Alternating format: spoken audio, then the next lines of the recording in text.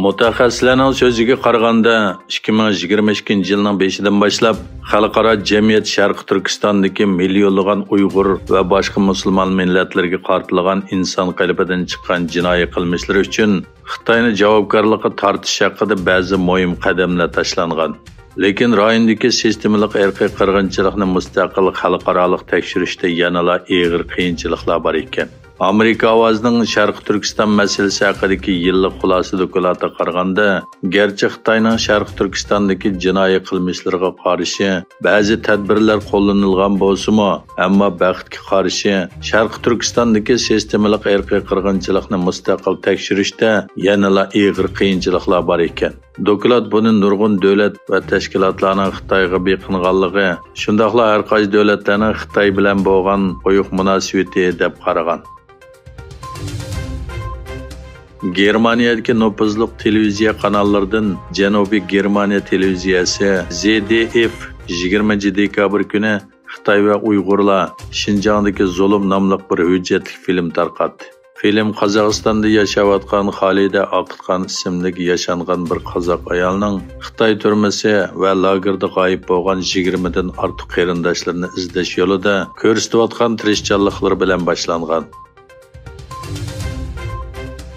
Xalqaro Sharq Turkiston ommaviy tashkilotlar birlashmasi va Anqara Universiteti Islom madaniyat va fikr uyushmasi birligida Sharq Turkiston madaniyatini tonishtirish faoliyati o'tkazildi. Programmada Uyg'urlarning qadimiy madaniyati, Uyg'ur binokorligi, tarixiy joylarning suratlari va Sharq Turkistonning eng mashhur masjidlarining biri bo'lgan Qashqardagi Eytka masjidining kichikiltirilgan ko'rinishi tanishtirildi.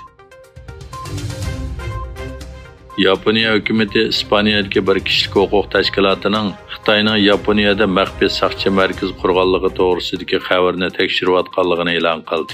Yaponiya hukumatining bayonotchisi Harukazu Matsuno muxbirlarni kutib olish yig'inida bu masalani oydinlashtirish uchun barliq zarur qadamlar tashlandi dedi. Noyabrda Xitoyning o'zak ishlab chiqarish uskunalari importi 2 yildan ko'proq vaqtdan buyon eng tuvan saviyaga tushib qolgan. Chunki elektron mahsulotlarga bo'lgan ehtiyoj tuvanlagan. Shundaqla Amerikaning Xitoy shirkatlarining zamonaviy uskunalarga erishishiga qo'ygan cheklamasi ta'sirini ko'rsatgan. E'lon qilingan tambojni sonliq ma'lumotiga asoslanganda, Xitoy shirkatlari 11-oyda 2 milliard 300 million dollar qimmatidagi yerim o'tkazgich, o'zak ishlab chiqarishda ishlatiladigan mashinalarni import qilgan. Bu summa 1 yil ilgariga qaraganda 40% tuvan bo'lib, 2022 yili maydan buyanqi eng tuvan saviyaga tushgan. Germaniya Xitoy hukumati bilan tuzgan bir kelishimga asosan Xitoyda yashaydigan fuqarolarga vaksina emlash uchun BioNTech shirkati ishlab chiqargan Xitoy virusi vaksinasini Beijingga evatadi ekan.